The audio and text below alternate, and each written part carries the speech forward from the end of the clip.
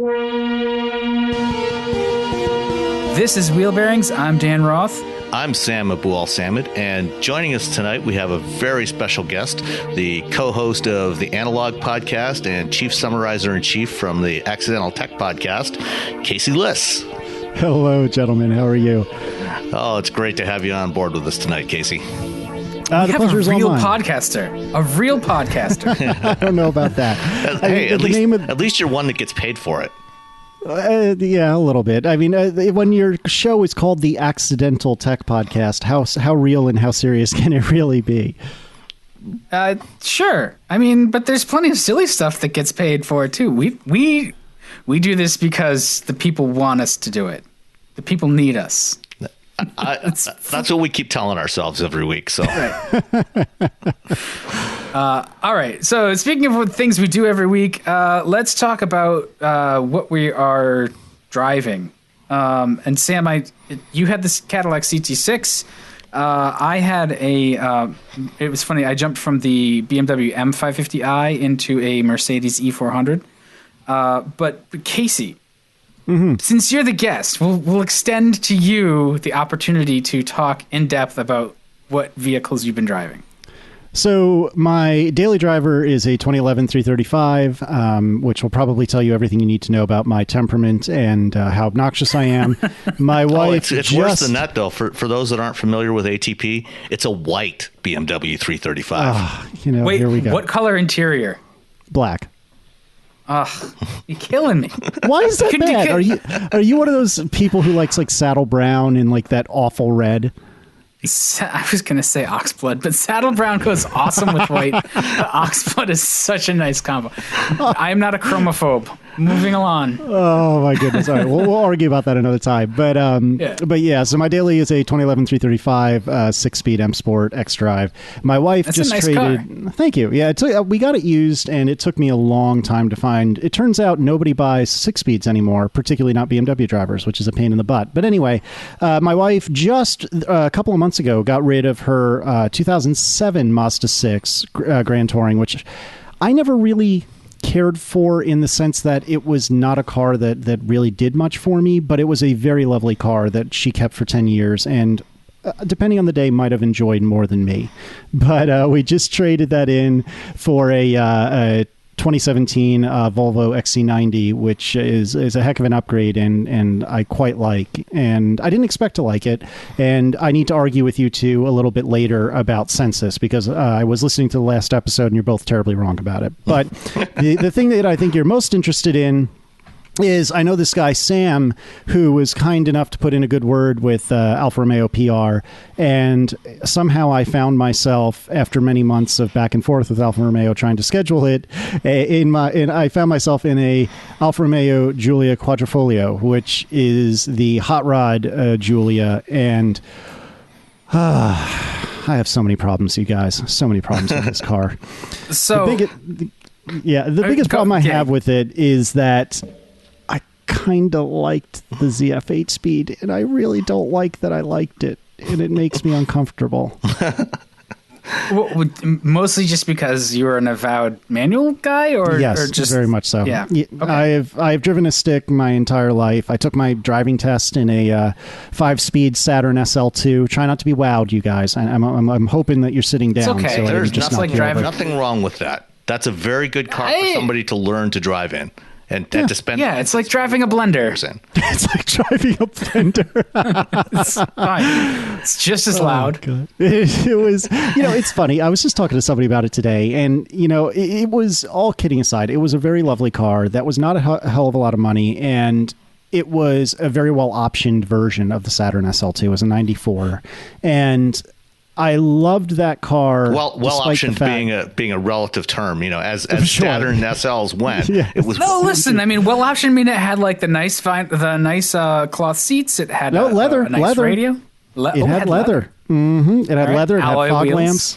It had alloy wheels, no wing, which made me very sad because at that point, I'm 16 years old, and it was not my car when I was 16, but I wished for when it eventually became my car for it to have a wing because I was 16. It did not have an automatic, and it did not have a good stereo when we bought it, but my dad was a big audiophile at the time and basically took apart the car within a week of buying it and put in a really fancy aftermarket stereo. So anyway, so it had a Nakamichi tape deck. Excellent. Yeah, it's had something like that. It was truly awful when we bought it. But did he put in a turntable for you too? No, he did not put in a turntable, you jerk. But it was a very nice CD player with a removable face. Do you remember those days when you had to take the face off the CD player? Blaupunkt Aspen in my my 740 Turbo. The stereo in my Miata has a removable faceplate. Not that I've ever actually taken it off, but it has. I mean, if somebody really wanted the $80 stereo that's in my Miata, right. have at it. Just please don't break the trim around it. History-wise, see, the Saturn was a lovely car. It was a great exercise. The problem was GM politics. Like they peeled off this whole division to make this new car instead of making the rest of GM good. And anyway, that's all. We can move on now. Yeah, so I had this Saturn, and then Roger's folly. I had a very brief window of time with a 91 300ZX, not turbo 5-speed, which I loved, and I still, to some degree, regret selling that car. It was obese, it was slow. It was obese, it was slow, but it was beautiful, and I loved it. The Z32 was like one of the first cars I ever fell in love with. All right. Again. Yep, so another 5-speed. Then I had a Subaru Legacy GT, which I loved, despite the fact that it was often broken, which is going to be a running theme over time, as we'll talk about. And that was a 5-speed. Then I got my 6-speed BMW. So I've driven a 3-pedal car my entire life, and I have been devoutly opposed to anything that has a slush box in it. And I've been arguing with a good friend of mine who has a similar car pedigree, and he has sworn to me numerous times that, no, you don't understand, Casey. The ZF 8-speed is really good. You won't even be able to tell the difference between that and a DCT. And I've always said to him, no, you crazy person. You're wrong. I can tell the difference between a DCT and any slush box. Having had the Alfa Romeo, it's not a who cares? It's not. It's either way. Like, yes, the ZF 8-speed's a good automatic, and there are DCTs that are good automatics. It doesn't matter. They're still automatics. So I'm on your side. Like, if I can't shift for myself, I'm having a lot less fun. Yep. Although I do like the 4-speed automatic in the Crown Vic because it's so decisive because there's only 4 speeds. It's just like you have one place to go, and that's a downshift at all times. There is no hunting for gears that are not there. Right. They're all laid in front of you. So that's the thing with the ZF 8-speed. Actually, I was making a point. That transmission, it's good, but its goodness depends on who has programmed it. And it can, because I've driven cars with it where it's somewhat indecisive and it's like sluggish to give you what you want. It's in that, like, unless you're in sport mode, it's like, do you really want me to shift down? It's like, yes, I'm merging. I want you to shift down 2 gears, and I want you to do it now. So it sounds like Alpha got this right, at least in the Quadrifoglio. Well, yeah. The thing about those transmissions is that they're, especially in drive, they're all programmed to get maximum fuel efficiency on the EPA drive cycles. So you should never ever use one of those in drive. You just put it in sport mode or manual mode and use it that way all the time, and you'll be good to go. But then they don't upshift all the way into top gear. Well, again, it depends. As you said, it depends on how it's programmed. In some cases they do, in some cases they don't. All right. Well, Casey was going to chime in. Yes. No, it's all good. Yeah. So I got this car, and I was really amped to try it for a plethora of different reasons. Number one, that motor. Number two, as it turns out, was that exhaust, which, oh my word, I could talk for years about it. But I just wanted to see what it was like to have a car that I really feel, from my toes to the tip of my head, had no business having an automatic. And as you both are well aware, we were told Americans were not going to get the automatic, or at the very least would get the manual. And then at the 11th hour, they changed their minds. And I was really anxious to see how this worked out. And I loved this car. I had a couple of faults, but I loved this car. And for an $80,000 car, one would hope that I would. But as with the same buddy that was telling me about the ZF 8-speed and how wrong I was, he previously had a Volkswagen R32. I don't remember exactly what vintage, but I want to say it was the first one that had the early DCTs that were garbage at slow speed, but pretty magical at high speed, or at least at the time. No, you're right. You did have to drive the hell out of those to get them to feel good. Yeah, exactly. But that car, that R32, was one of the best point and squirt cars I've ever driven, because you could just point the wheel, stand on the gas, and everything just got worked out. The Giulia was not quite so easy because it's rear-wheel drive. It was the first car I've ever driven where I felt like the tire temperature genuinely made a difference, because in the early morning when it was a bit chillier by my standards in Richmond, Virginia, when I laid on the gas a bit, regardless of mode, it would end up that I would have some wheel hop or even maybe get a little teeny fishtail going, which is not entirely unusual for me from the Z32, but it's certainly, I mean, like my BMW is four-wheel or all-wheel drive, I should say. The Subaru that preceded it was all-wheel drive. So it's been about a decade since I've driven a rear-wheel drive car, and I've never really driven a fast rear-wheel drive car. So it was fascinating for me to see the difference in tire temperature, because once they warmed up, it gripped pretty well. But the point I'm very slowly meandering to is that it was phenomenally good at just letting me stand on the gas and, even in manual mode, rip through gears, extraordinarily quickly and not have to worry about really executing on gear changes. Do I prefer that? No, I don't. But there is something semi-magical about it when you have a decent transmission mated to a 500 plus horsepower motor, especially one that sounds that good. And to go back to what I think Sam had said a second ago, what was striking to me was the difference between the really four different drive modes. So, you have their DNA, which is, what is it, dynamic, natural, and advanced efficiency. Do I have that right? I think so, yeah, something like that. Okay. Something like that. So sure, we'll say yes. Yeah, sure, why not? Close enough. So in dynamic mode, which is as close as you get to race without being in race, the shifts were aggressive. They were late in the good way. It would downshift more aggressively. And I only drove in automatic occasionally. Generally speaking, I was in dynamic and manual mode. But it was a wildly different transmission than advanced efficiency or eco mode, where it would upshift instantly, and it was doggy. I presume it changed the throttle response. It just felt like a slow car. And that's kind of by design, right? Because it is eco mode. But it was such a striking difference between the throttle response and the transmission programming between holy cow, go fast mode and no, I'll take my time, thank you. Yeah, no, that's about right. That's about the way it felt for me too. But that's what it's like. There are so many other cars where the drive modes are a lot more subtle. Maybe not the super eco mode. That one generally does take all of the life out of any car. but some cars have a really subtle distinction between normal and sport. And funny, both the M550i from last week and the E400 this week, they both have selectable drive modes as well. And there is quite a contrast between the modes. And they even, the Mercedes has gone far enough to be like Sport and Sport Plus, and then they both had like individual settings where you could set things. So what's actually nice is when you get something where you can select the sport steering and chassis with the eco throttle response, because you don't always want that like aggressiveness, especially if you're commuting during drive time. You kind of want the thing to just chill out a little bit, but when you get a corner, you also don't want to flop around. So I like that level. And I'm sure that, in an $80,000 sedan like the Giulia, it's pretty much the same thing. You probably have that kind of level of selectability. That car is right within the class of the things I've been driving the last couple of weeks.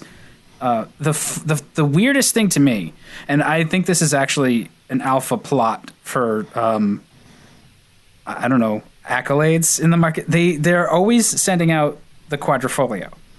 I've seen very few reports about the lower trim Giulia, which is also apparently a pretty good car, but they only send out the Quadrifoglio to get everybody's impression on. What's up with that, Sam? This is what's known as public relations. So you put your best possible message out there and the best possible version of that message, and you try to control the message in such a way that it gives you good press. So if you have a really amazingly fast car and a somewhat less fast version of it, you put the fast version in the press fleet, and you hide the other one. And if some magazine or somebody really begs for it, then you say, yeah, okay, we'll get you one next month. And that's just kind of the way the business works. So I have a question with regard to that. So the way, and this was all new to me, but the way this works is, the Giulia arrived, and I guess it would be uncouth for the chase car for the delivery people that will take them back to their home base. I guess it would be uncouth if that was like a Prius or something like that. So, of course, behind the Quadrifoglio is another Giulia, but that one was not the Quadrifoglio. It was the one that I saw at pickup. I didn't get a good look, but the one I saw at pickup, which was very interesting, if I recall correctly, it did not have quad exhaust, and so I didn't think it was the Quadrifoglio, but I could swear it had a QV badge on the back, and it had the Quadrifoglio style wheels. So either I'm wrong about the exhaust and it was a Quadrifoglio, or there's some sort of intermediate trim that I'm not aware of. Do you guys know if there is? Because I see that there's the Giulia TI, and the Quadrifoglio, but can you option like the TI or something to have like the Quadrifoglio wheels? Oh, it looks like you can. It could be, yeah, or something similar to the Quadrifoglio style wheels. I'm not sure. I haven't actually tried to do a build and price on one of those. It looked beautiful. I couldn't tell you if it performed worth a darn, but it looked just as nice as the Quadrifoglio did. And at a glance, I think I would have thought that it was one, except the fact that it was pretty quiet. And like I said, I don't believe it had quad exhaust. Yeah. It is a pretty car regardless. I think so, too. I was talking with my co-hosts, and one of my co-hosts is a big Ferrari fan, and he was lighting me up about how ugly this car is. And I think John's absolutely wrong about that. He's as wrong about that as you are about census, but we'll get back to that later. Oh, boy. So, with the experience of owning a 3 Series and then driving this car, which is somewhat a 3 Series competitor, or at least a BMW competitor overall, compare and contrast those two. In terms of comfort, I think it was roughly the same. What was striking to me about the interior is that I feel like a lot of it was a straight rip of a modern BMW interior. And to me, that's a compliment. To you guys, maybe it isn't, but I felt like a lot of it felt like a BMW. The gear selector is straight out of a BMW. The iDrive was a crummy fake of a BMW or whatever they call their iDrive equivalent. Garbage. It was not. I didn't find it to be actively garbage, but I completely agree. It was not very good. It was just kind of there. And what was frustrating about it was the little things. So as an example, on my 2011, which does have iDrive, and it has the second generation iDrive, which was the first one that was actually usable. Around the spinner, that is the main, control surface for the iDrive, there are 4 like quick buttons. So there's nav, radio, I think media, and something else. Oh, telephone. And so from any point, anywhere, I can jump to any one of those 4 things. I can jump directly to a map, directly to the media, directly to the phone, and directly to the radio. And that doesn't sound like that big a deal, but it is a tremendous difference between that and the Giulia, which only had basically menu and option. Wait, Casey, are you telling me there was a radio in the Giulia? Touche, sir. And you are right to say that the only thing I generally listened to was the radio coming out of the 4 tips at the back of the car. But yeah, like on the occasions where I wanted to listen to a podcast or something, it was frustrating to work with. And additionally, it would connect to my phone for the purposes of telephone every single time I got in the car. But if I ever wanted to listen to Bluetooth audio, I had to go into media and tell it to connect to my phone again.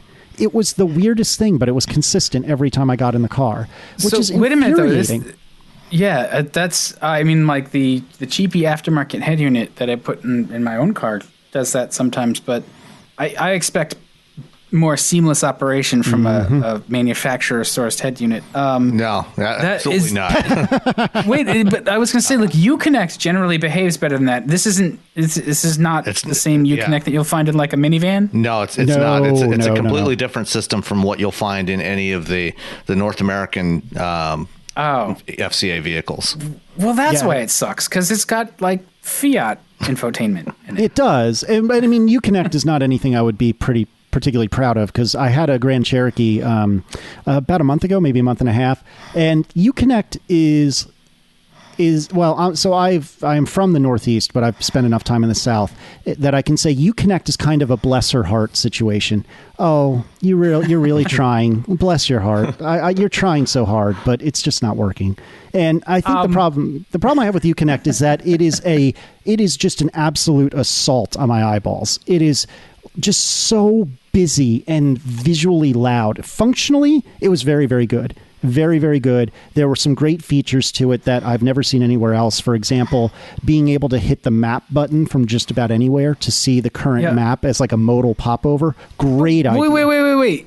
You also wait. This doesn't make sense to me, because you say we're wrong about Census, but you think Uconnect is functionally very good, which I will agree with. So how are we wrong about Census, which is functionally awful, and then we're right about Uconnect? I think I figured it out, Dan. The XC90 is Casey's wife's car, and hence he must defend it at all costs. No, that's I don't want to go with it's that. a Volvo, therefore costs. Yeah. Oh, don't tell me. Listen, I owned Volvos for years, so I'm familiar with the pain. Well, and I don't know the pain yet, because the thing with the XC90 is that I have known people that owned Volvos like 15, 20 years ago when I was in high school, but I don't know people who have owned modern Volvos. And so I don't know if I've just bought like one of a billion different lemons that Volvo ships every year, or if Volvo is super reliable. So I'm both petrified and anxious to see what the reliability is like on this Volvo, because without going into a long and boring story, the reliability in my 335 has gotten me from being the world's biggest BMW fanboy to swearing off BMW for my next car. Modern Volvos did that for me. Which is what got you into the Alpha in the first place. Your discussion of your issues with the BMW back last spring is what prompted me to reach out to you and see if you'd be interested in checking out the Alpha. Which I kind of hate you for, because now I really want one. I mean, and I will agree with you that Uconnect is somewhat ugly to look at, especially the newer versions of it. The earlier versions of it are, a little less busy like that, because they had a smaller screen and slower graphics and stuff. So they were a little bit more conservative with it. But the functionality is nice, and like your BMW, I remember when they came out with those buttons, and that was a big deal, because it was a joke, right? Like, they took all the buttons away, and then they gave us back buttons when they figured out that you needed buttons to actually operate the car, and that's still how they are. iDrive still has buttons now, and it is like comms map, and there's actually, like 8 now. For almost all of these systems, from whether it's Audi MMI or Mercedes Command, they've all got that. They've figured out that they need a balance in there somewhere. The rotary control knob works really well for a lot of stuff. But having a few buttons to, get you, as shortcuts basically to get you to certain functions, it also helps a lot. Have you guys and that's what I found. Have you guys driven a modern A4 with like the really, really like a 2018 or newer Audi? Because yes, I have not had particularly pleasurable experiences with MMI from a couple of years ago, but I've understood it to be very different now, and I don't know if that's different better or different worse. No, I absolutely adored the A4. Yeah, like that. If I could afford one, which I can't, I would buy one, or that good? At least consider leasing. That car's. Yeah, the great. new A4 debuted a completely redesigned version of MMI, Yep. which now actually controls in the right direction when you turn the knob. So thank God, you know exactly what I'm thinking of. When you turn it clockwise, it goes down the menus, and when you turn it counterclockwise, it goes up. Thank God. But what was I just driving? couple of weeks. Oh, the Mini, the Mini. Whoever did the original MMI, I think, is doing design for Mini now, because Mini does with iDrive. It's really, yeah. And God, minis are bad. that's my blanket statement. That's the official statement. So we were talking about Uconnect, and I keep dancing off the outer, boinging off the outer atmosphere of the census discussion. So I haven't with any regularity driven any sort of really and truly modern car. Like my 2011 BMW is not old by most metrics, but it's not really new. It's a lot less old than my car. Fair enough. And mine. Okay, so now you're making me feel bad. But the point I'm driving at, fellas, is that I've never driven with any regularity a car with a touchscreen, right? And I still Nothing don't wrong with that. Well, and I agree. I don't particularly care for the touchscreen by and large. And I do think it's kind of silly how big the census display is, but some of that silliness is actually some of its advantage. Have you shown it to Marco? No, he hasn't visited since we bought it. But he has a Tesla Model S. I know, which has a ridiculous screen in it. Right. He has an iMac in his center console. I mean, whatever. But the Census, I feel like the Census is not too dissimilar from all of BMW in that I feel like everything about a BMW is extremely opinionated, and if your brain can work in the same way as the BMW designers' brains work, you are in for a treat. And I think actually a lot of this is the same with Apple, and this is kind of where my podcast is from. So I think Apple is hugely opinionated, but if your brain thinks the same way, you are in for a great experience. If, however, you don't like the way Apple thinks or BMW, then you're going to hate every moment of it. And I feel like Census is quirky and opinionated. BMW to me is less quirky, but equally opinionated. Census is quirky and opinionated, but once I figured out kind of what they're going for, I actually really like it. And I think it's really flexible, and it's not quite as responsive as I would like. I think that's the number one thing I would ding it on, is that especially when starting the car, it takes 13 miles of driving before it actually starts responding to you. I'm exaggerating, of course, but it feels like forever. Only a little. Yeah. Maybe a little, but I think in general it works really well, and I like that you can have multiple things on like the main screen at the same time. There's one like highlighted thing, perhaps a map or your media or whatever, but you have two or three other things that are in like window shade or like slimline mode, so you can see basic information about them. So as an example, if you have the map up, unless you enlarge it to be full screen, you can still see what radio station you're listening to, or what podcast you're listening to, or what track you're listening to. And I like that it can kind of lightly multitask in that regard. Okay. So those are definite like high points for a Census. Mm-hmm. My biggest issue with it, I think, is that it's a giant touchscreen that you cannot operate without looking at it. And one of the things was great about Volvo ergonomics for decades, because I owned a 240, I owned more than one 740, I owned a pair of S60s. All of those cars had very clear ergonomics. You could operate without looking at the controls directly. So you could keep your eyes on the road and you knew where things were. You could see enough in your periphery where you cannot do that with Census. There's no feedback. The touch targets, from what I recall, seem to be big enough, and they do still follow the conventions. So if you want want to adjust the heater, you have that sort of human body kind of skeuomorphic thing where you can click on feet, head, whatever. But yeah, it is definitely slow. And how long did it take you to get used to where stuff is in there that seems to make no logical sense? How many screens do you have to swipe? Mm-hmm. That's unequivocally the two. You've just nailed the two biggest problems with Census. Number one, I don't think it's actually slow once the thing is like initialized, but at startup it's awful. It's extremely slow at startup, but once it's gotten itself together, then I don't think it's that bad. But number two, it took me probably a month of owning the car. Now, granted, I'm only in it, once or twice a week because it's her car, but it took a month, maybe even two, of us owning the car before I really understood where to go for anything.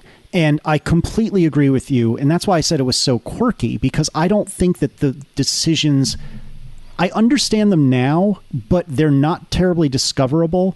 And it's That's an just understatement. It's just an odd arrangement. It's just a very odd arrangement, because the main screen you're on is considered to be the center screen, if you will. So think of it like I'm used to Apple stuff. So think of it like, imagine if when you opened your phone, the home screen you land on by default is not the leftmost one. It's actually the center one. So you can swipe from right to left to get like a settings kind of pane. Well, it's not really settings. It's what is over there. It's all sorts of miscellaneous junk that you don't usually touch. Right. And then from the center, from the main screen, you swipe left to right to get to like the backup camera and start, stop, on, off, and all of those other things. So I completely agree with you, Dan, that it is, or both of you guys, that discoverability is crappy. The speed is crappy at first and then not so bad after. But I do think once you can get your mind programmed to understand it, which is indicative of a bad design to start, for sure. But once you can get your mind around it, I actually think it works pretty darn well. I see. We agree. I think that's fair. Like once you get used to it, and I think a lot of my hatred comes from the fact that I've only spent a week with these cars with Sensus. Oh, that's not enough. And so, yeah, you just never get used to it. And nope, definitely not. Clearly, since this is a Swedish car, I think it's appropriate, to describe this as Stockholm syndrome. As you get used to it, you become accustomed to it. Even though they are in fact built on the other side of Sweden, but that's But no, it's so true. Right. Yeah, however, I think to some degree, you get accustomed to whatever you have, and you get accustomed to its foibles, and you learn to work around them. I think we've talked about this in the past. It's like with voice recognition systems when companies like JD Power do customer surveys, and they do their initial quality survey. They get all kinds of complaints from customers, in the first 90 days of owning the car about the voice recognition system sucking, and then when they do their long-term quality survey or their durability survey after you've owned the car for 2 or 3 years, then they said, then the complaints about the voice recognition go away because people just realize, they understand what the limitations are, and if they use it at all, they use it within those limits, and it's no longer an issue. And I think to some degree, the same thing applies to all the other elements of the infotainment system. Sure, but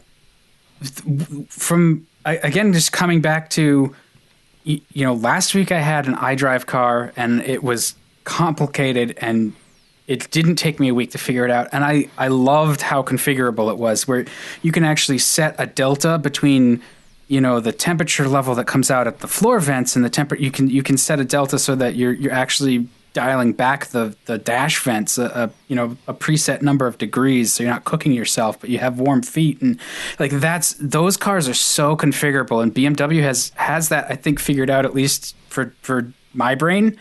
And Command in the Mercedes this week is but like Command is also pretty configurable, but I hate it because I spent a week with iDrive, and Command is its own other thing, and it takes a little while to figure out, and it's not as friendly, not as intuitive, I guess. And so I think part of Sensus is that like intuitiveness. And I think the last thing that I will say about it is, do you drive it at night? Occasionally. Mm-hmm. What level of illumination do you prefer? Do you like it to be lit up like a giant Times Square billboard, or like dialed down? I think you're leading the witness a little bit, sir. For me, that's a lot of light pollution in the cabin. I think that's fair, especially coming from a BMW, where they tend to use an orangey red hue, or at least mine is still from the era where they had like the orange LED, or not LEDs, LCDs everywhere. I'm certainly used to a far darker cabin, and I think you're right there. But I don't know. I think all in all, it's quirky for sure, which I think to some degree means, like you guys had said, it's Swedish. But I don't think it's Volvo, and I don't think it's that terribly bad at all. Well, we'll agree to disagree on that one, but no, I think we came to consensus. No pun intended. You know what would have been interesting though. I mean, if Saab was still around. I mean, Saab was the company that came up with the night mode. On the on some of their final few models of cars, where you could press a button and it would turn off everything but the speedometer and the tach. Yeah. So you had no light pollution when you're driving at night. And I would be curious to see what Saab designers, if they were putting together a car in 2017, what they would come up with for an infotainment system. If it was an independent company that wasn't part of GM, like it was in its final years, and not part of some other company where it had to share the hardware. If they just had the freedom to do what Saab designers always did, and that's quirky. I'd love to see what they would do these days. Yeah, I can agree with that. The one thing, though, that I will say that is utter garbage about her car is the pilot assist program, which is what they call the auto driving, self-driving, whatever. Partially automated driving. Yeah, it's partially and inconsistently automated. This is another bless her heart situation with the car. Like, the car's trying really well, it's just not succeeding. And I've only tried the pilot assist a couple of times. Once on like surface streets where it was an utter disaster, and once on the highway. And on the surface streets, I think, Sam, you were saying last week that the car you were in loved careening off the road and like not realizing that it was turning.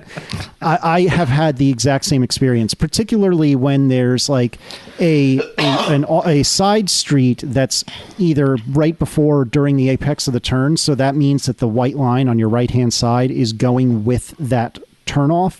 Well, as far as the car is concerned, it's just going to follow that line right into that turn and go onto a different street. And so in surface roads, it's just terrible. On the highway, it's okay. But the one thing that's really, really frustrating about the car is that it loves to have these extremely brief panic stops when there's nothing in front of it. It'll just like go, which is like that, oh my God, I'm stopping the car because you're not paying attention, you idiot. And then it'll do that for just a second, stand on the brakes on your behalf, and then carry on like nothing ever happened. Yeah. I feel like and the first thing you do is like you look in the rearview mirror like, am I about to get rear-ended because I just brake checked someone? Yeah, seriously.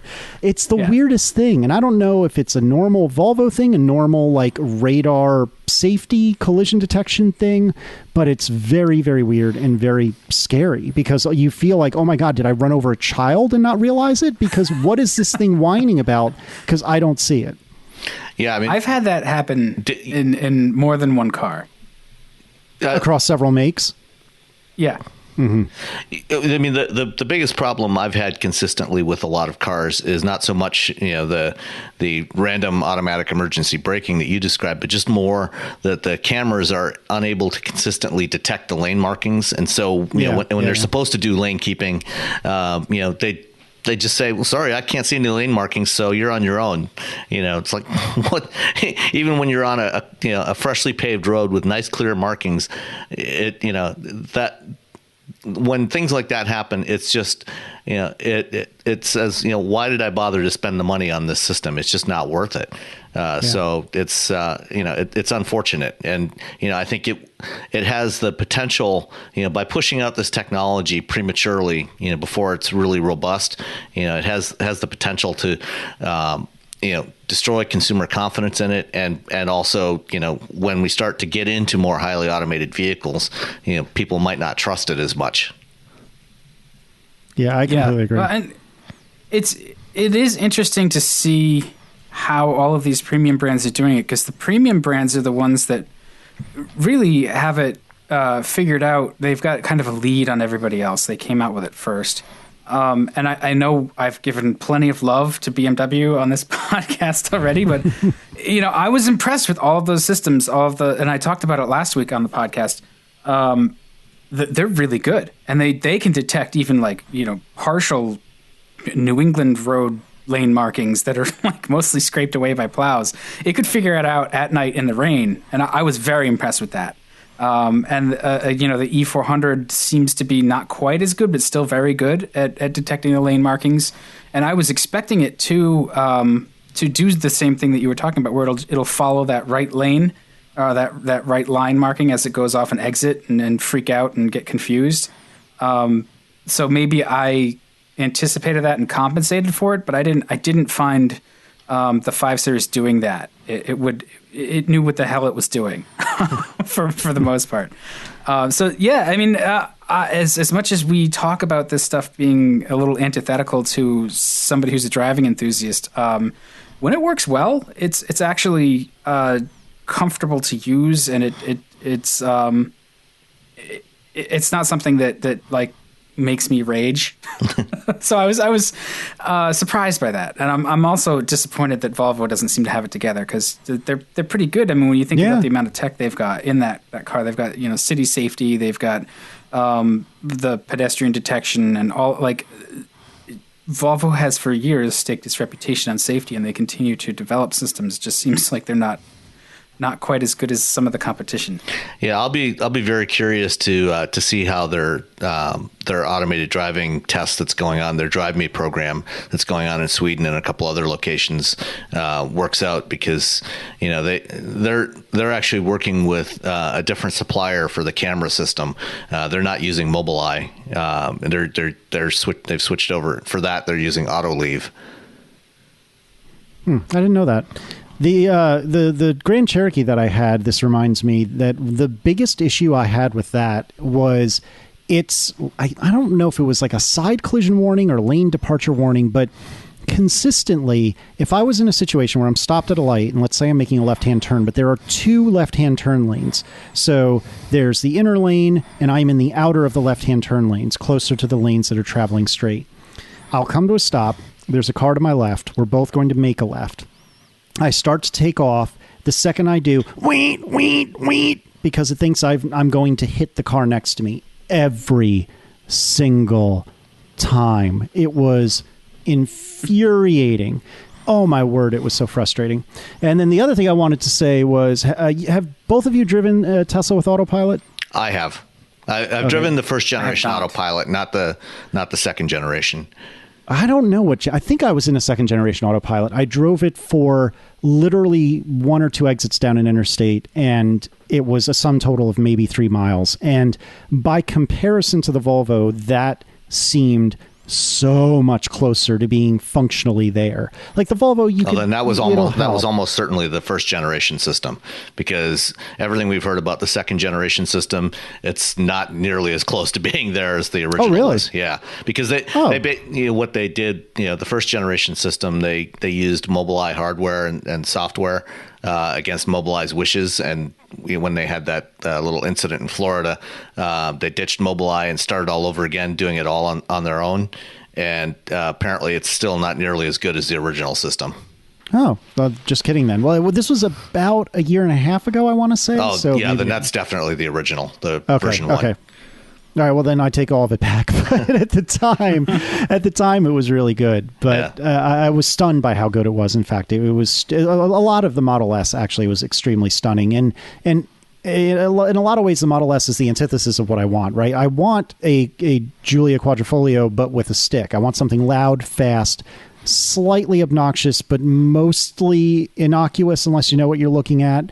And the Model S is stupefyingly fast, but quiet and heavy.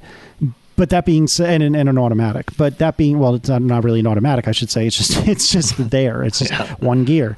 But I loved the Model S as well, and I think it was a similar experience to the Quadrifoglio in that it was infinite power from any speed.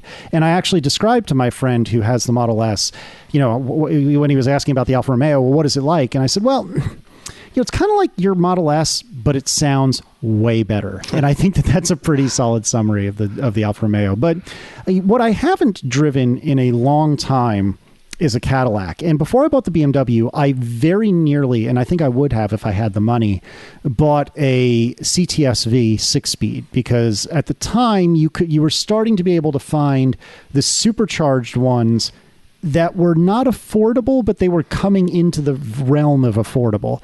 And I didn't buy one because it was still unaffordable. But what is a modern Cadillac like, Sam? Is it good, or is it a complete dumpster? They're outstanding cars. In fact, the previous generation CTS-V that I think that you're probably referring to was that's one of my all-time favorites. I mean, I loved driving that car.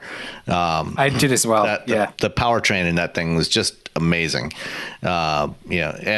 And unlike the Quadrifoglio, it was available with a 6-speed manual transmission, even in a station wagon. But it was also very good with the.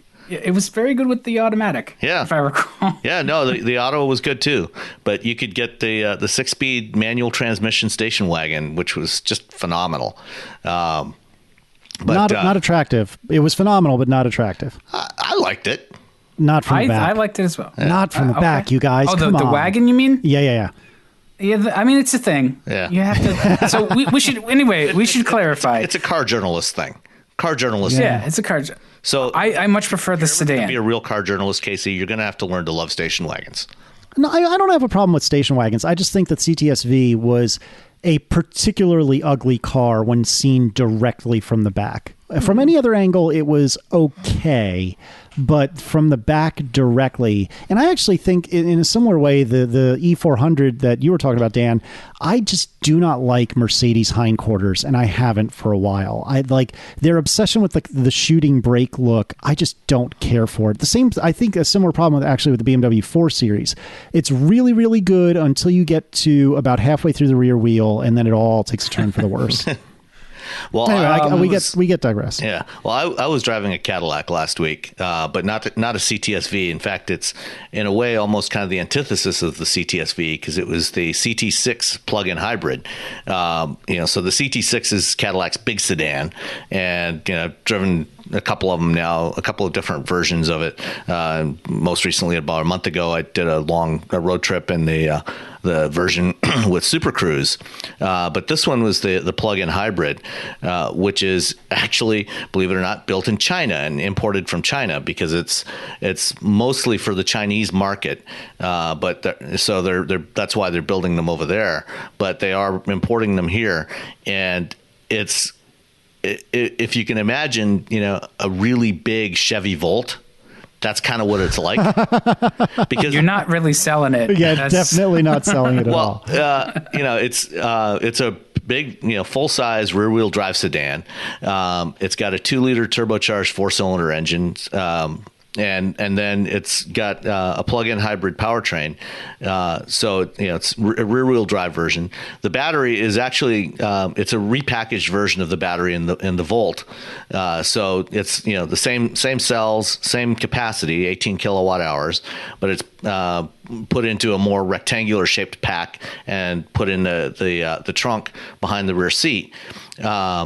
And it's got about, I was regularly getting about 32, 33 miles on a charge on purely electric. So you can drive this thing around town, all day, with no problem without using a drop of gas in this thing, and still, gives you plenty of acceleration even without running the engine. And then when it runs out of battery, or if you really accelerate hard, it'll turn the engine on, and you get about 330 horsepower. And it's a really nice car. I like it a lot.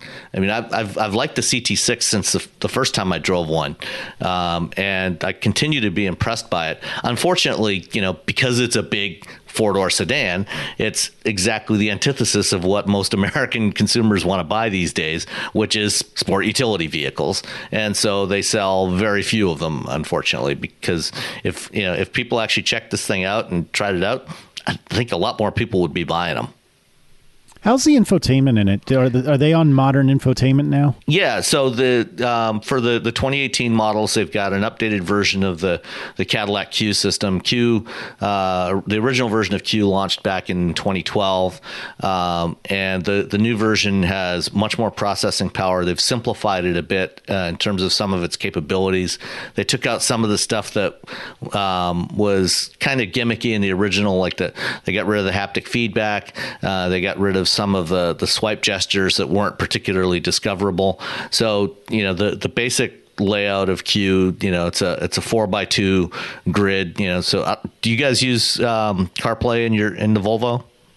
Occasionally. Yeah. And what's funny about it is one of my favorite features of having CarPlay in the Volvo is that we only paired Erin's phone, my wife's phone, with the car, but I can take my phone and plug it in and use it for CarPlay without interrupting, I guess actually, I don't know if it would disconnect the Bluetooth, but without having to have this situation where every time my phone enters the car is confused over which phone to connect to. Does that make sense? Mm-hmm. So I can plug it in and use it for CarPlay briefly, and then I unplug it, and then everything is back to being strictly Erin, which is a really nice touch. But to more directly answer your question, we use it on occasion, but not generally. Okay. Well, the Cadillac Q, it's got a similar kind of, grid layout of the icons to get you into the basic functions. It's a much simpler system than Census, in terms of its UI. And I think it generally works pretty well. It's more responsive than it used to be. And then on top of that, it does have support for CarPlay and Android Auto, just as Census does. It's got wireless phone charging, so you can put your new iPhone 10, put it down on the thing there, and it'll charge with Qi charging. And it also has support for the PMA standard, but there aren't any phones that actually have that built in. So I'm sure it's only a matter of time before GM dumps that part of the functionality. But the infotainment system's good. No real complaints with it. When you're using, I use Android Auto. Occasionally test with CarPlay just to try things out. But I use Android Auto, and so when you press the voice button on the steering wheel, or you just say "Okay, Google," it automatically pops. Unless my phone just did, it automatically pops up and does what you want it to do, and so it works really well. I always try out the stock infotainment systems to see how they perform, but then inevitably I ended up going back to Android Auto because it's got all my stuff. It's got Pocket Casts on there because Marco doesn't do Android versions of anything. And so it, I think it works really well, and the car, is, for a big luxury sedan, it still handles really well, especially considering its size. But, it for its size, it's not, it's actually a relatively light car for its size. The base CT6 is only about, I think, a little more than 3,600 pounds, which is, I think, about 1,000 pounds less than your XC90. No, I'm serious. I think you're right. And you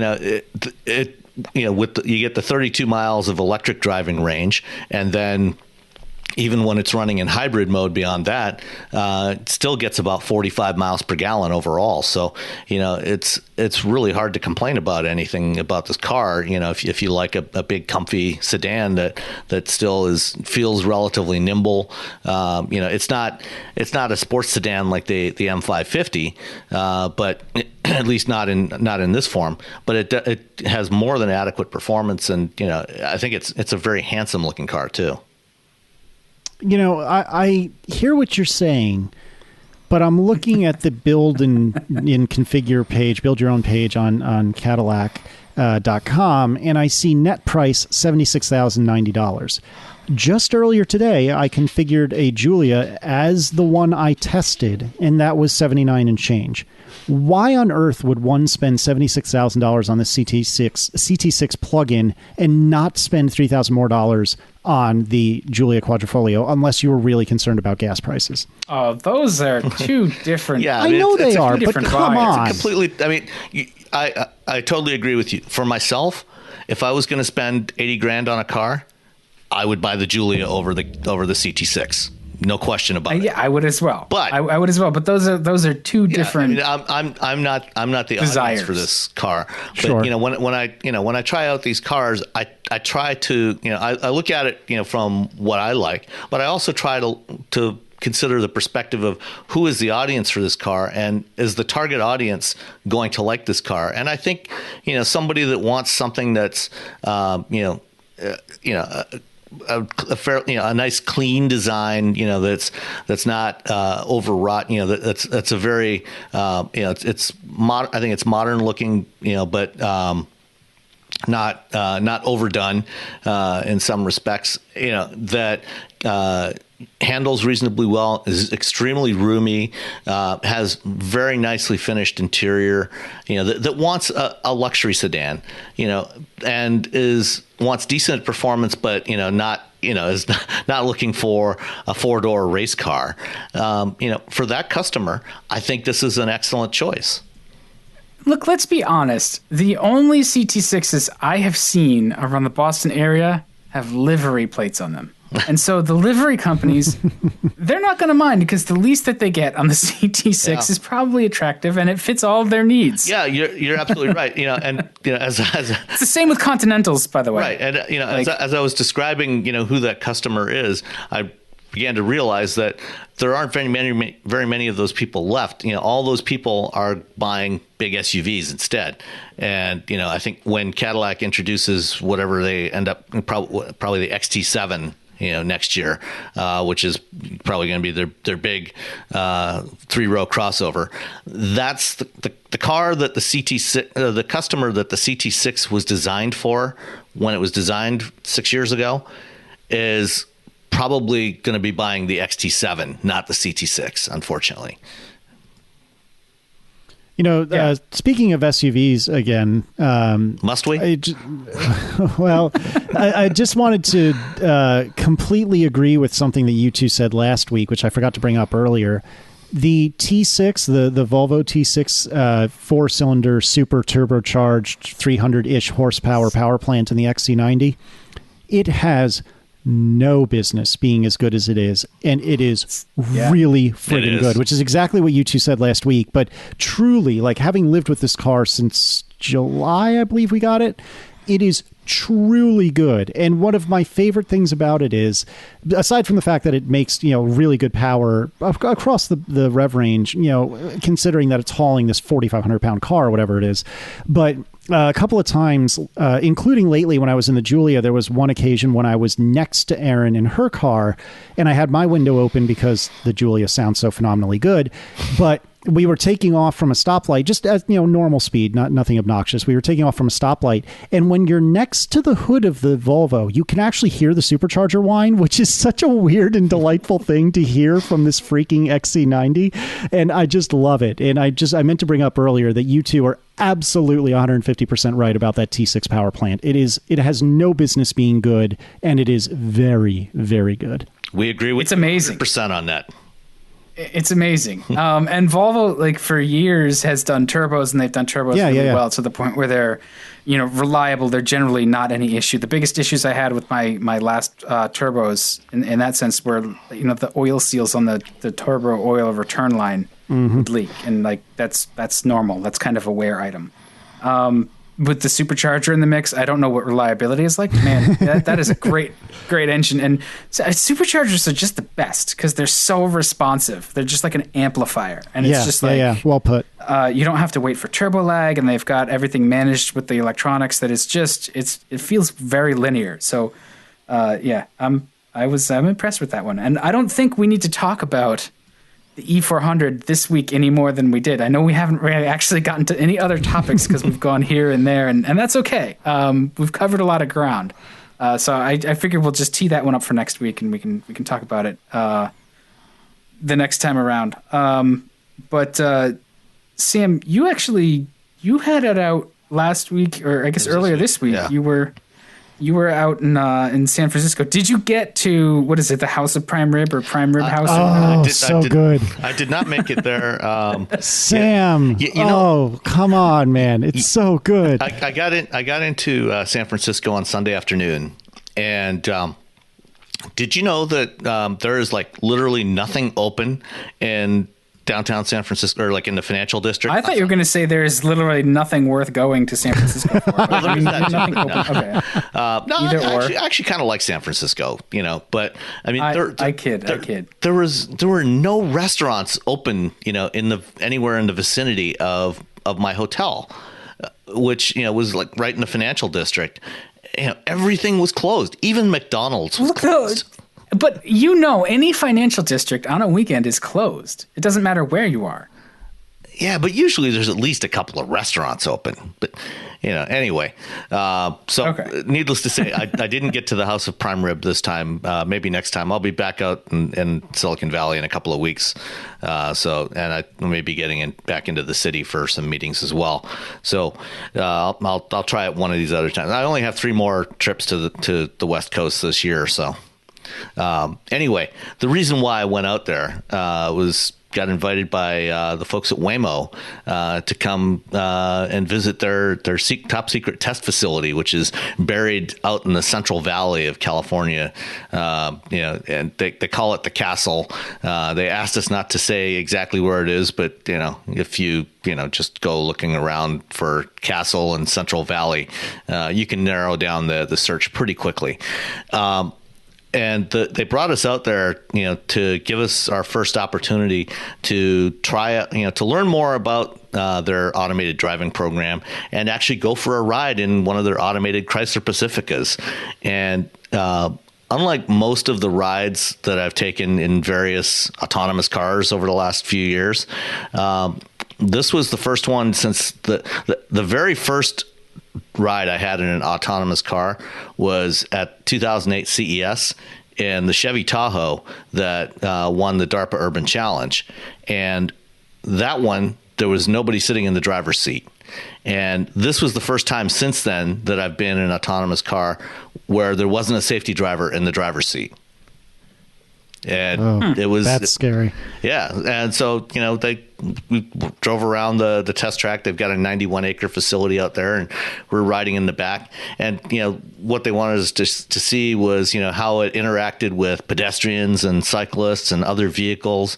But they also wanted to show us the user experience that they're trying to design for these vehicles, because, these are going to be used for ride hailing type of applications.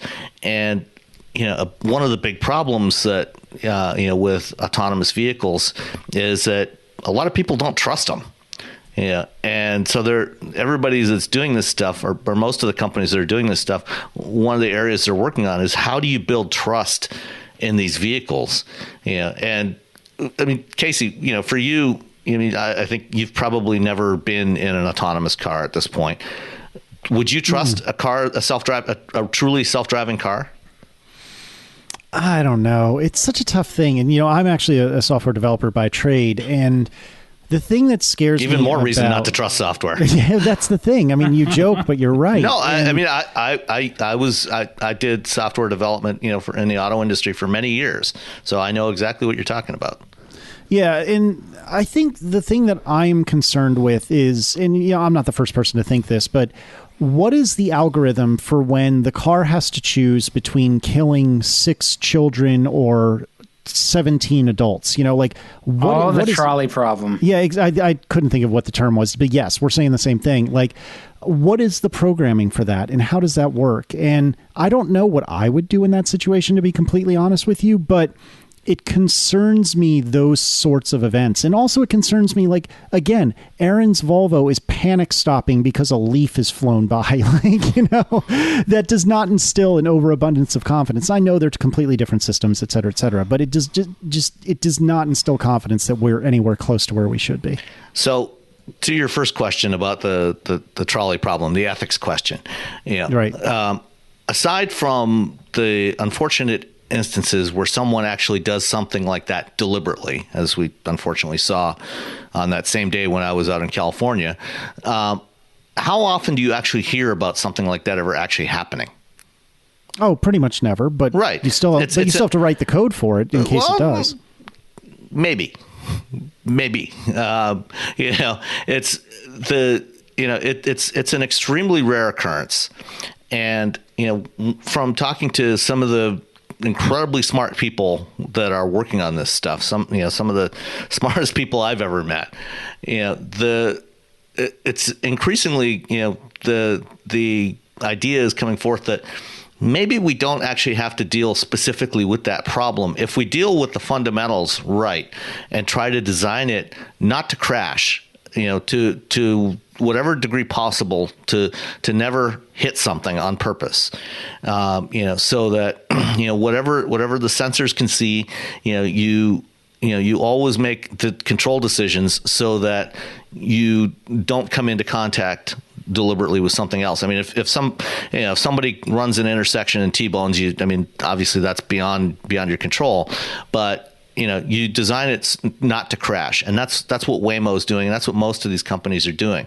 And then there's other things you can do to mitigate to further reduce the risk of that kind of scenario happening.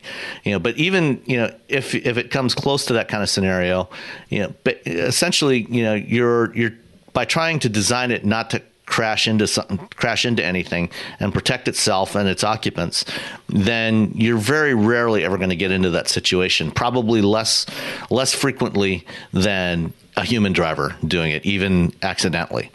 So yeah, but I think that almost sounds like blue sky thinking like, no. If we make it good enough, it's never going to need to have that. No, everybody acknowledges. Contingency. Yeah, no, everybody acknowledges that. The crashes are going to happen. I mean, the system's never going to be perfect. You're never going to get to zero fatalities.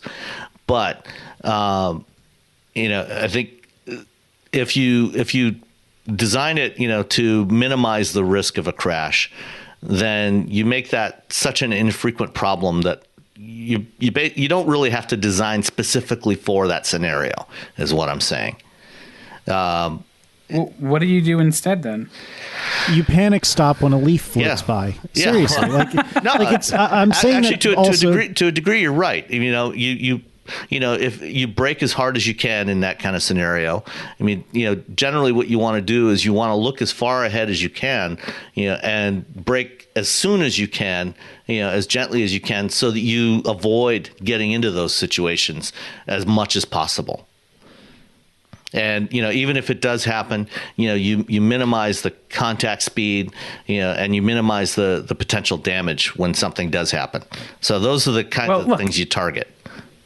I mean, if it comes down to trusting the hardware and software, trusting the car's systems to be looking ahead and reacting, I trust those more than my fellow drivers, because I see people completely not paying attention, and that's honestly a lot of crashes are just rear-ending, crashes from people just being off in la la land. Right, and these sensors are never going to be distracted. So there's that. Right. That's not to say that they're going to be perfect, but they'll be coated with snow sometimes. Right. Well, I mean that's actually an issue, and that's a real problem. It's a production engineering problem that everybody's trying to figure out the best solutions to.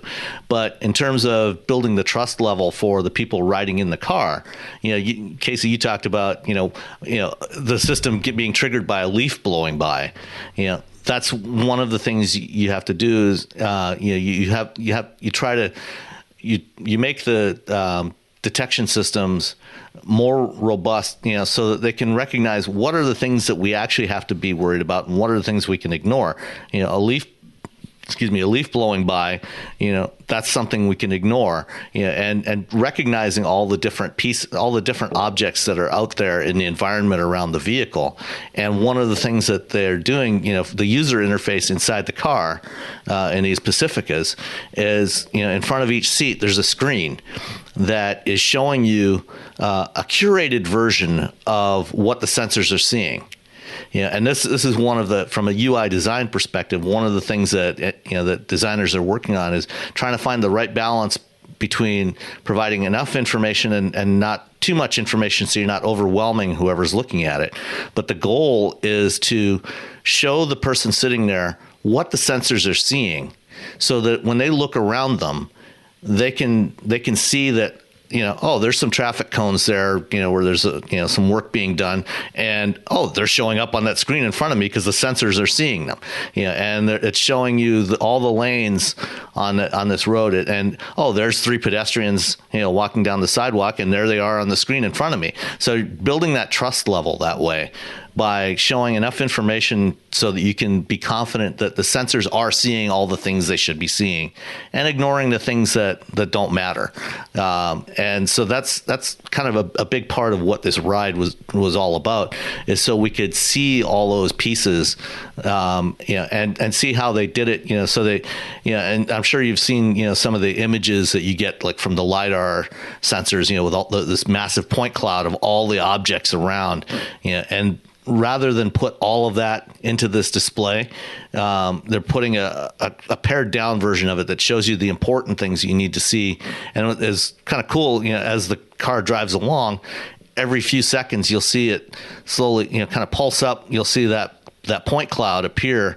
It'll come into view and then fade back away again, and then a few seconds later come into view, just enough so that you can see, oh yeah, okay, the LiDAR is seeing all the trees and the buildings and everything else around me, but the important things that it needs to deal with on the road, it's those are the things it's focusing on. It makes sense to do it that way, to show people that no, we've got this under control. Like, look, we've got it. But I don't know. That would certainly get me closer to trusting it, but I still don't think I would actually trust it. I hear you. I mean, as I said, as an engineer that worked on, electronic control systems for cars for many years,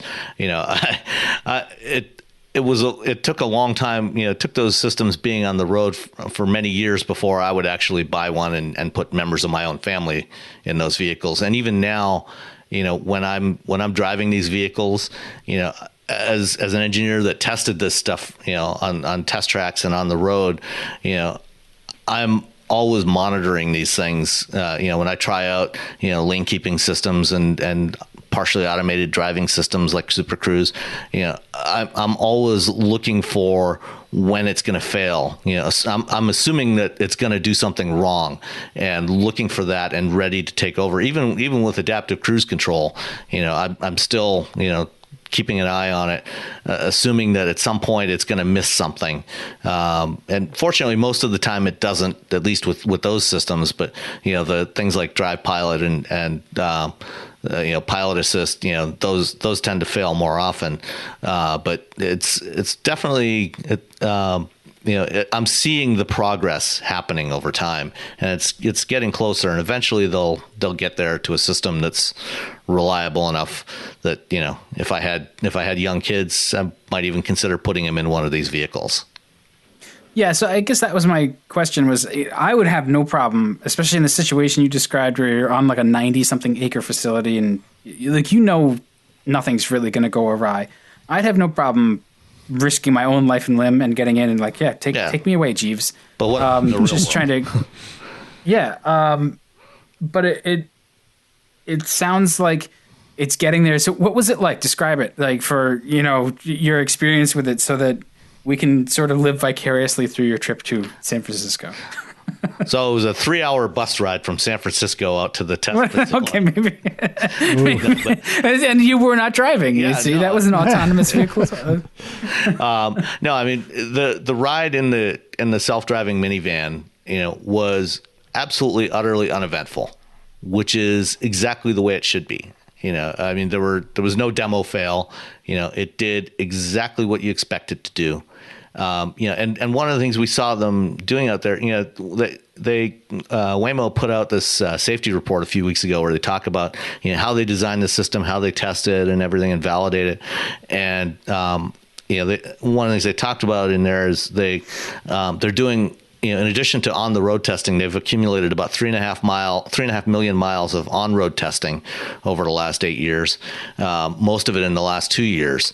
And then, they're also doing a lot of simulation testing. And right now they're accumulating about 10 million miles a day of simulation testing. They did about 2.5 billion miles of simulation tests in 2016, and they're adding another 10 million miles a day now. But they're still doing a lot of real world testing, both out in the world, but also on the track, taking scenarios that they've seen that may challenge the system, and they're replicating those on the road and putting little variations into it to see how it behaves. And they demoed some of those for us. Like they showed one situation where a car, the minivan was coming around a curve, in what would be a residential neighborhood, maybe coming into a cul-de-sac or something, and a car was backing out of the driveway, and so it had to detect that. But then the second run they had a car parked on the street just before the driveway that the other car was backing out of. So it was blocking the view of the other car. So we got to see the difference in response of the van, as it had different variations of the same scenario. And so they do a lot of this kind of testing every day out at this facility. And then, they're out driving around, collecting miles in the real world as well on regular roads with a lot of traffic. And, between what we've seen from Waymo and videos that have been put out by Cruise Automation and other companies, we see they are making real progress. And, it's, I think by the middle of next year, we are going to see some larger pilot tests of these systems, carrying passengers, regular passengers in these vehicles, in a variety of locations in San Francisco and Phoenix, and Cruise is going to start testing in Manhattan early next year. So there's a lot of interesting stuff going on, and over the next few years, we'll see more and more of this in places where they're confident that the systems can actually work. How did it behave? Was it smooth? Was it jerky? Oh yeah, no, it was totally smooth. It was the smoothest system I've ridden in yet. And that's one of the things that they're focusing on is, they don't want it to be jerky. The acceleration, is smooth. Braking's, it drives fairly conservatively. So the braking, was deceleration was minimal. And part of that is both for safety, but also keeping it as smooth as they can. They're also trying to minimize the potential for people getting motion sickness when they're riding in these vehicles. My passengers always complain about that. About motion sickness? Yeah. It was funny, actually. That's one of the things that Erin said about the Alfa Romeo. Now, she is very pregnant at the moment. She's due in a couple of months. But she had said to me, I was going to say complain, but she didn't complain. It was more observational, like, wow, this thing is really jerky. And I think a little bit of that was me. I think a lot of that, though, was being in dynamic and manual modes, because as we discussed earlier, the shifts were so fierce. But when I put it in eco mode, she was quite a bit more content with that.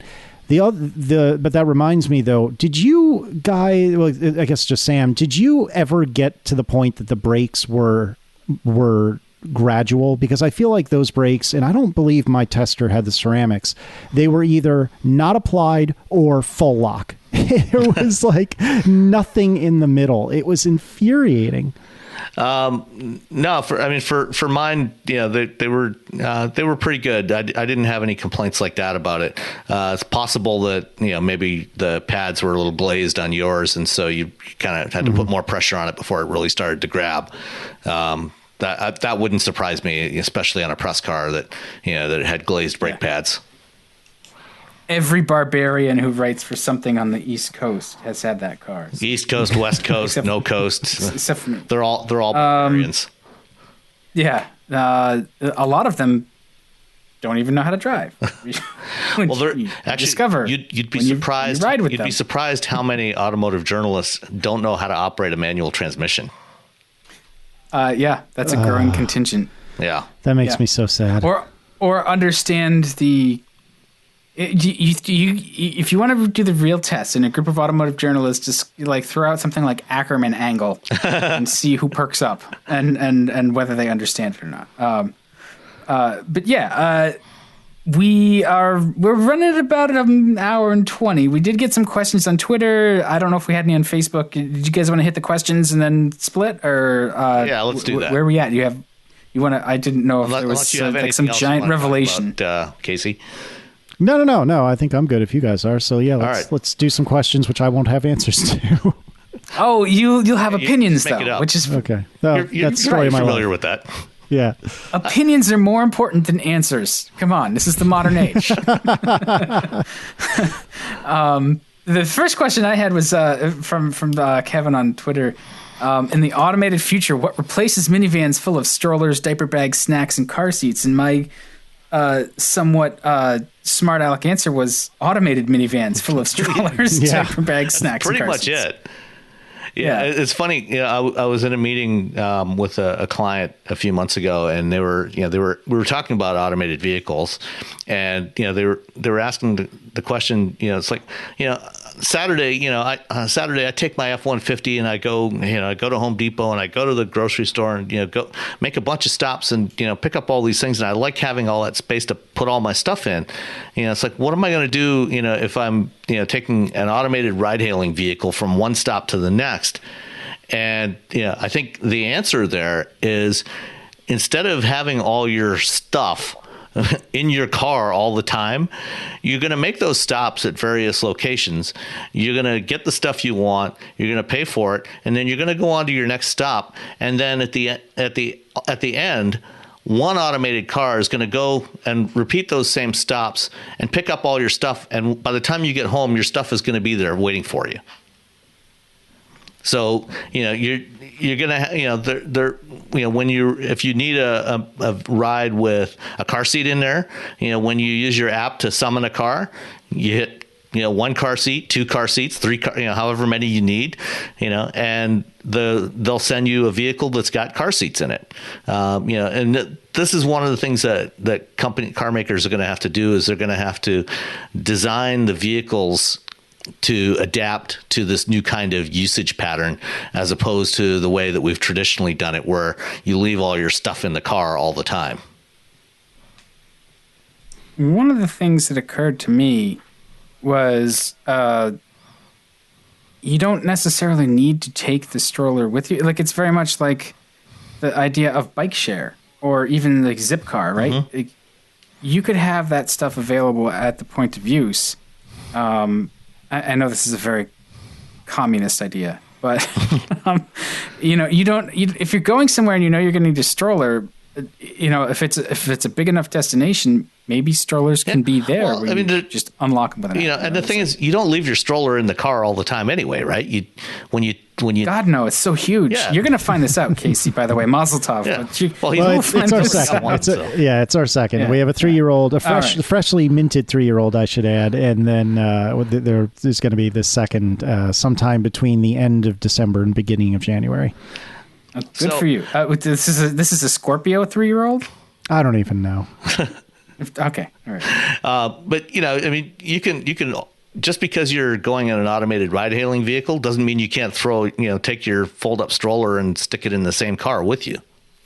And then when you get out, so you either use a shared one, whatever your destination is, or you just take one with you. Nothing to stop you from taking that stuff. It's just you're not going to leave the stuff in the car all the time. Yeah, I have faith that that's something that the market will figure out. And I will tell you, my wife would absolutely love it if you could just order up the groceries on the phone and the automated car drove them to the driveway and unloaded them and put them in the fridge too. That'd be great. Has your wife ordered Amazon Key yet? No. When you think about it, right? All the things that are somewhat antithetical to a curmudgeon like me, and I've used antithetical twice on this podcast, which is awesome. Or a curmudgeon. But yeah, I the Internet of Things makes it possible where your fridge will know the stuff you're out of. And so it can order them for you and they can be delivered. You don't ever have to, very soon it seems like you won't really have to go to the store on Saturday unless that's something you enjoy. and a lot of people don't. I don't mind it, but some people really hate it. And so I think that future is coming in a variety of ways. Once they solve that problem of delivery and stuff, it'll be fine. You just don't worry about the automated cars. They will be our new overlords. Everything else is going to be all right. Let's see. There was one question about where shift paddles belong on race cars, and I don't think shift paddles belong on race cars because paddles are for wimps. Shift the damn stick. That's my take. That's what the Lemons Racing Series is for. Right. Because that's about the only place you're going to find manual transmissions in a race car anymore is in Lemons. So sad. Are you familiar with Lemons, Casey? That's the thing that you bring a true piece of garbage, but then race a Le Mans style long race with it. Is that right? Yeah, basically the main rule is that the cars cannot cost more than $500. And if anybody has a car that has particularly exceptional performance that others suspect may have cost more than $500, any other competitor can buy the car for $500. So you have an incentive not to spend more. That's amazing. Awesome. I did not know that. Yeah, the only exception, the only exceptions to the $500 rule. So the car itself, $500 tops, and then whatever for safety equipment. So roll cages, fire extinguishers, that sort of thing. Yeah, it's unlimited budget for safety, right? Yeah, like you could just. Yeah, but that's smart, right? But the car itself, $500 tops, and you race it, and there's 24 hours there's 24 hours lemons races and shorter races, and there's some pretty interesting stuff that shows up for lemons races. A few friends of mine, compete in lemons. They build a lemons car every year, and it looks like a lot of fun. I think the Speedy Cop cars are the best. You should, when we're done with the cast, Google Speedy Cop, and he does great lemons cars. All right. Thoughts about the upcoming Jaguar I-Pace or I-Pace? Because isn't Pace peace, right? In Latin, Pace? Could be, yeah. I never studied Latin. Oh yeah, I know Speedy Cop. I've seen these upside down cars before. Yeah, they're awesome. Yeah. But yeah, the I-Pace, I think, that's coming out, probably by late spring, early summer of next year. And I have a feeling that when it arrives, the already somewhat slow sales of the Tesla Model X are going to sink even further because between the I-Pace and the Audi e-tron Quattro and others that are coming, it's going to be a lot of competition for Tesla out there. Wait, the Model X isn't doing well? That's news to me. Not particularly. It's ugly. It's ugly and it's got those stupid doors. Yeah. Yeah, it's not. It's selling a lot less than the Model S so far this year. I think that so far this year they've sold about 10,000 X's in the U.S. and about double that many S's.